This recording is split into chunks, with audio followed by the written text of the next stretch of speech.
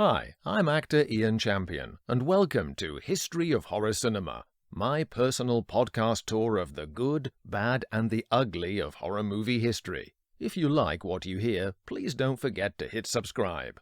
The Man with Two Lives, 1942.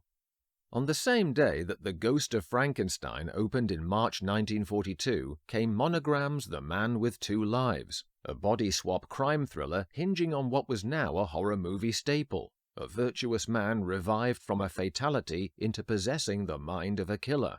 The premise had first been used in 1934's hugely controversial Life Returns, which I've covered earlier, and was then developed twice, for example, in Boris Karloff projects such as The Man Who Lived Again and 1940's Black Friday, also covered in previous podcasts. As expected, in the hands of Poverty Row studio Monogram, the idea was simply a convenient nail on which to hang a very cheap gangster suit of plotting. Directed by B-Picture reliable and Helmer of Spooks Run Wild Phil Rosen, albeit saved by an excellent central performance.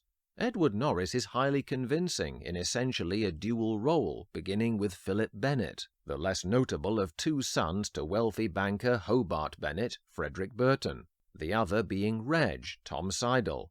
Reg is the protege of Dr. Clark, Edward Keane, a workaholic scientist experimenting successfully on animals to revive them using artificial hearts. One night, the affable Philip pulls them both away to help celebrate his engagement to Louise, Eleanor Lawson, during which Clark good-naturedly debates medical ethics with his friend Professor Toller, Hugh Sothern, a renowned psychotherapist. Work to ease the pain of the living, not to bring back the dead, counsels Toller. He specializes in repression, and on the basis of his wooden acting, that includes emotion. The two eminent men briefly discuss the concept of the transmigration of the human soul from one body to another. Clark is distracted, though, by the imminent midnight date with the electric chair for gangster Wolf Panino, whom he unsuccessfully tried to get a donor heart from. This preamble soon becomes relevant when Philip is killed in a fatal curbside car crash that is not only inexplicable, but manages to happen right outside the Bennett mansion to save screen time. It is too late to save him. However, Bennett Sr. implores Clark to use his pioneering methods to attempt a first human revival of his son on the operating table.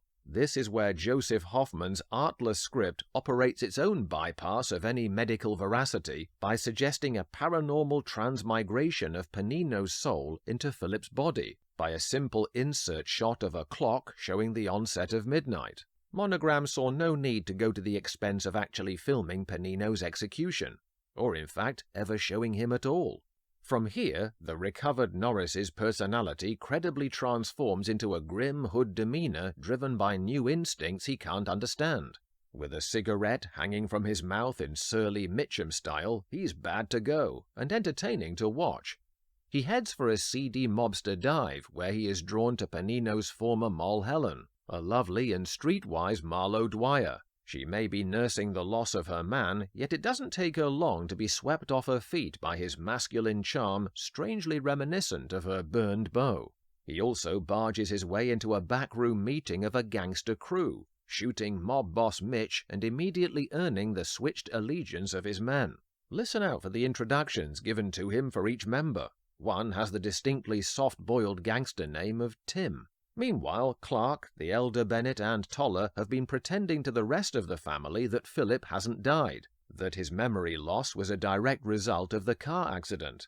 This becomes increasingly hard to pass off when, back at the family home, Philip grabs Louise roughly and socks his brother for walking in on them.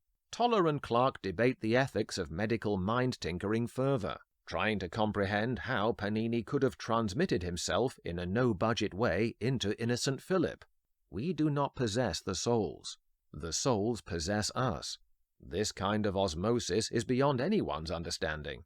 Later, the three secret keepers slum it on Philip's trail to the gangster joint where he rudely spurns their help. Recognizing Daddy Bankbucks tips off Helen as to Philip's real identity. She protests her innocence from any intended blackmailing, but just in case, Philip literally puts the squeeze on his squeeze by hand. The only other performance worthy of note is a disarmingly relaxed one by Addison Richards as Police Lieutenant Bradley. After one of the gang informs him about their next robbery, he goes to interview the family on Philip's birthday. In hot pursuit of the ringleader, Bradley drops casual, accusatory, Columbo-like remarks at the birthday boy until the seemingly unruffled Philip cracks and has to be shot dead by Clark. "He wasn't my son. My son died 2 months ago," mourns Mr. Bennet. We almost end on a too-late piece of artistry, a montage depicting the odd no-man's land of Philip's confused soul, until suddenly it is revealed to all be a nightmare experienced by Philip during a 4-day post-crash coma. It's unfortunate that a talent like Norris did not similarly awake from his own bad dream situation in real life. He was positioned to be MGM's great find as a leading man back in the 30s, until he was eclipsed by Louis B. Mayer's promotion of Robert Taylor instead. Norris was an unsung example of a very good actor who never recaptured his initial wave of success and was forced to settle for lesser opportunities to shine. Thanks for listening. If you like what you hear, please don't forget to hit subscribe.